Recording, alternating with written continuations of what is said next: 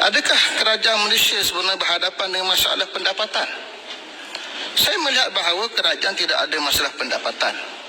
Kalau kita lihat sebagai contoh, GST yang dikutip oleh Kerajaan Barisan Nasional sebulan ini, daripada awal sekitar 15 bilion dan kemudian meningkat hingga 42 bilion.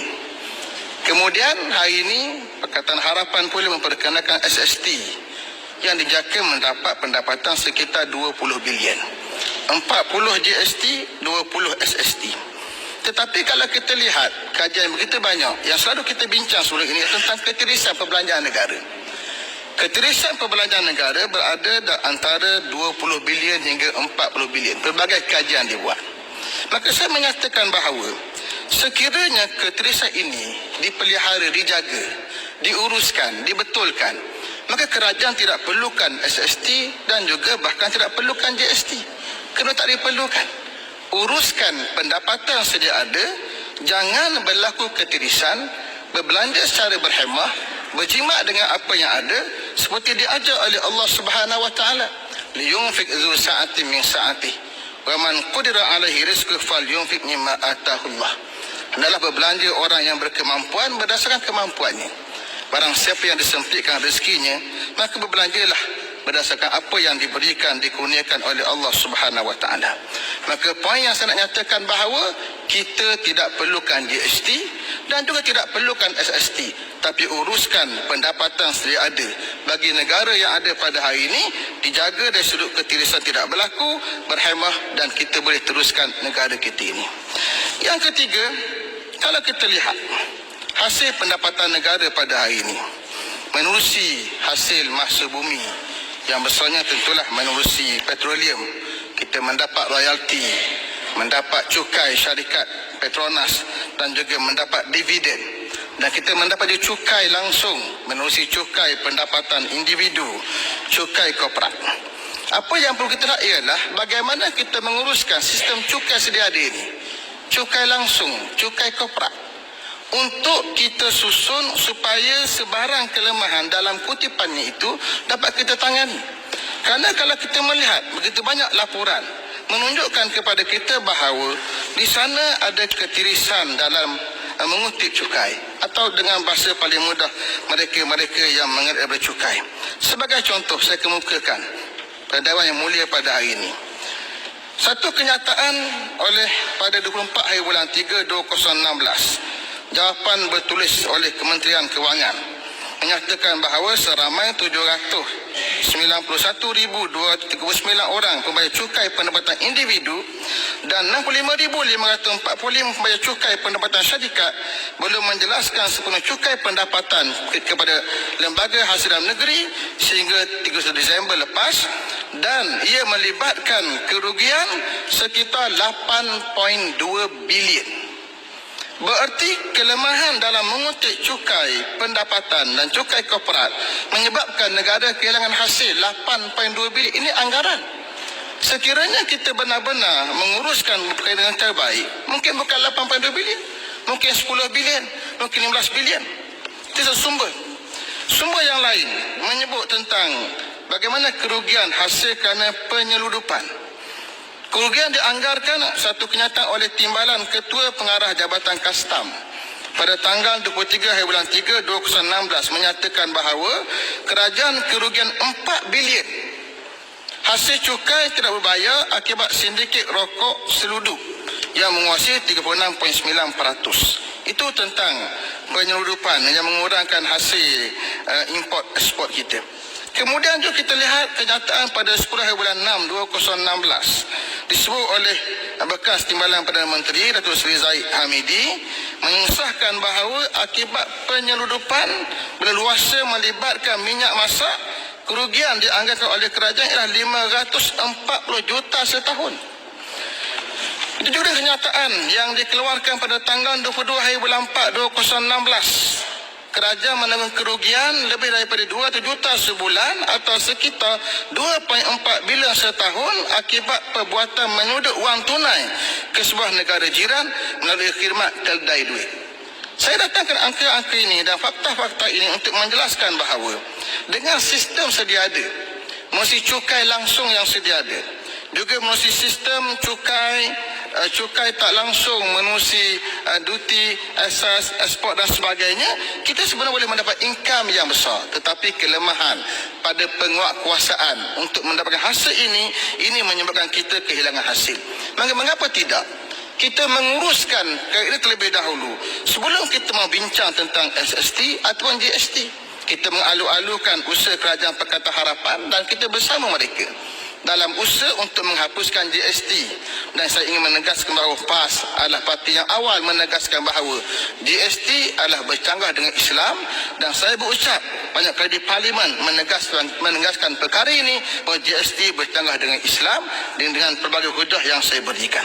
Maka dikala kita menolak GST, kita juga menolak SST, cukai kepenggunaan yang akhirnya memangsakan rakyat. Kerana itu saya ingin menegaskan dalam Dewan Yang Mulia pada hari ini bahawa PAS menolak cukai GST dan juga menolak cukai SST. Sedikit penjelasan, Tuan Speaker. Saya merujuk kepada apa yang disebut oleh Kuala Nerus tentang kedudukan GST yang dikatakan tidak sah. Apa pandangan Kuala Nerus tentang pendirian Kerajaan Arab Saudi dan beberapa buah negara-negara Islam lain yang turut melaksanakan cukai GST tersebut? Terima kasih. Rujukan kita bukannya Saudi Arabia. Rujukan kita adalah Al-Quran dan juga hadis Nabi SAW. Jika bercanggah dengan Islam, ia bercanggah walaupun siapa yang mengamalkannya. Kerana itu saya menegaskan bahawa PAS menolak cukai GST dan juga menolak cukai SST kerana kedua-duanya adalah cukai kepenggunaan yang akhirnya akan memangsakan rakyat. Saya ibaratkan seumpama ini. Saya ibaratkan SST dan GST seumpama pencuri dan juga perompak. Maaf saya gunakan bahasa ini. Perompak mengambil pemilikan manusia secara terang-terangan dengan ugutan ancaman.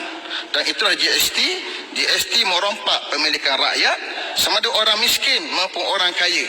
Lebih buruk lagi, diambil daripada orang miskin, menjadikan berpandangan bahawa cukai itu adalah cukai yang bercanggah dengan Islam.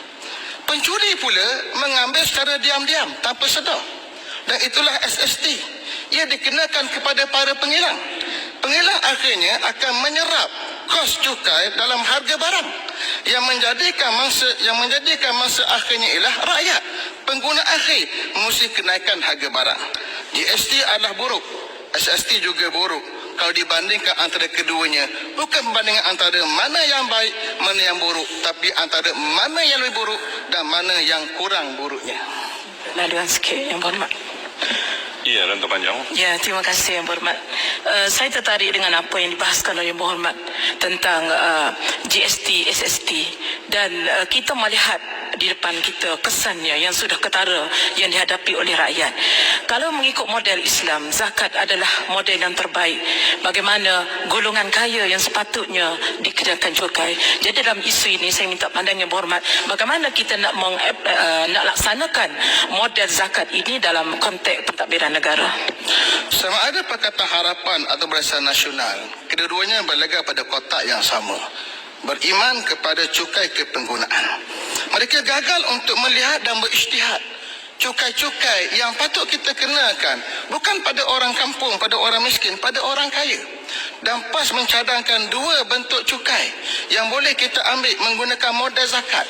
Pertama, cukai simpanan korporat berdasarkan konsep dan model zakat simpanan yang kita buat anggaran berdasarkan simpanan yang ada dalam negara kita pada hari ini. Kita buat anggaran simpanan korporat bernilai sekitar 500 bilion yang jika dikenakan cukai mengambil modal zakat 2.5%, kerajaan boleh mendapat income 12.5 bilion. Itu yang pertama. Yang kedua, juga menggunakan modal zakat. Kita merujuk kepada pegangan saham di Bursa Malaysia yang kita lihat terakhir saya baca hari ini pada tarikh 7 hari bulan 8, nilai pegangan saham adalah sekitar 1.86 trilion. Bahasa mudah 1.9 trilion. Jika kita ambil kaedah cukai atau zakat Islam, dikenakan cukai terhadap pegangan saham yang cukup tempoh setahun dan cukup pula nisabnya, dikenakan 2.5%, maka negara boleh mendapat income 47.5 bilion. 47.5 bilion campur dengan 12.5 bilion, kita boleh mendapat 60 bilion. Inilah hasil yang hilang sebenarnya. hasil yang hilang berada dalam poket orang-orang kaya. Kerana mereka yang menyimpang toprak ini orang kaya. Mereka yang main saham, mereka orang kaya. Syarikat besar-besar bermain saham. Ialah harta nilai yang hilang daripada poket kerajaan yang patut disalurkan kepada rakyat. Kenapa cukai pada orang kaya ini kita pejam mata? Kita biarkan, tapi kita masih berada pada kerangka yang sempit, berbincang tentang GST, berbalah tentang SST. Kerana itu saya menyatakan balik pada kaedah Islam. Saya baru berikan 2 contoh macam mana kita boleh tingkatkan pendapatan menggunakan modal zakat. Termasuklah kalau kita ambil kaedah unsur. Unsur maknanya 1/10. Satu kaedah sistem import yang diperkenalkan oleh Islam di zaman Umar Ibn Khattab, yang mengenakan 10% kepada mereka yang menyebarkan luar masuk ke dalam negara Islam. Kemudian bila mana Umar melihat bagaimana berlaku penyeludupan yang begitu banyak, ketirisan dan kebocoran pada hasil, maka akhirnya Umar menurunkan kadar daripada 10 kepada 5%, menyebabkan hasil yang dapat dikutip oleh kerajaan Umar pada ketika itu semakin meningkat. Dan kalau kita ambil kaedah seumpama ini, maka yang perlu dibuat oleh kerajaan Pakatan Harapan ialah bagaimana menyelesaikan ketirisan cukai import yang berlaku pada hari ini. Walaupun saya punya banyak lagi hujah-hujah yang mau saya sampaikan, tapi masa sangat mencuburi saya, dan insya-Allah rakan-rakan yang lain akan menyambung hujah insya-Allah. Saya ingin menegaskan bahawa PAS menolak GST, PAS menolak SST, dan PAS mendesak rakyat untuk menerima penyelesaian Islam untuk mendapat hasil negara menggunakan model zakat Islam. Wassalamualaikum warahmatullahi taala wabarakatuh.